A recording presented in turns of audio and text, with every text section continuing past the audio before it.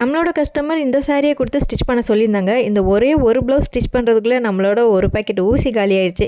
என்னன்னு சொன்னால், இப்போ ட்ரெண்டிங்கில் போயிட்டுருக்க ஸ்பேஸ் சில்க் சாரியில் வந்து ஸ்டோன் ஒர்க் வந்து அதிகமாக கொடுத்துருப்பாங்க. ஸோ அதை வந்து நம்ம ஸ்டிச் பண்ணும்போது குட்டி குட்டி ஸ்டோன் ஒர்க் தானே, நம்ம எப்படியாவது அட்ஜஸ்ட் பண்ணி ஸ்டிச் பண்ணிடலாம் அப்படின்னு சொல்லிட்டு தான் நான் ஸ்டிச் பண்ணேன். பட் 1-2 அங்கங்கே டச் ஆகிட்டு நம்மளோட பிரேக் ஆகிடுச்சு. கிட்டத்தட்ட ஒரு பாக்கெட் வந்துட்டு அடுத்தடுத்து பிரேக் ஆகிட்டே இருந்தது. நான் இதுக்கு என்னடா சொல்யூஷன் பண்ணலாம் அப்படின்னு சொல்லிட்டு எங்கெங்கெல்லாம் ஸ்டிச்சஸ் வருதோ அங்கெல்லாம் இருக்கிற ஸ்டோன்ஸ் எல்லாத்தையும் ரிமூவ் பண்ணிவிட்டு நான் ஸ்டிச்சஸ் போட்டு எடுத்துக்கிட்டேன்.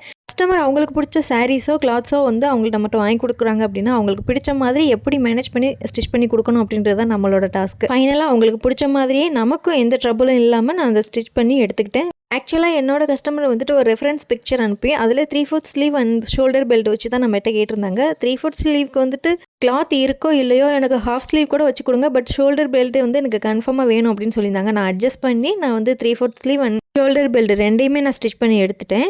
ஃபைனலாக கொஞ்சம் கொஞ்சம் இருந்த கிளாத்ஸ் எல்லாம் வச்சு கொஞ்சமாக அந்த நாட்டுக்கு டெக்கர் பண்ணி எடுத்துக்கிட்டேன். கஸ்டமர் வந்துட்டு ஷோல்டர் பெல்ட் வந்து கொஞ்சம் எம்டியாக இருக்குது அப்படின்றனால எனக்கு ஹேங்கிங்ஸ் வச்சு கொடுங்க அப்படின்னு சொன்னாங்க. ஹேங்கிங்ஸும் வச்சுக்கிட்டேன். வீடியோ பிடிச்சிருந்தா மறக்காமல் லைக் அண்ட் சப்ஸ்கிரைப் பண்ணி சப்போர்ட் பண்ணுங்கள்.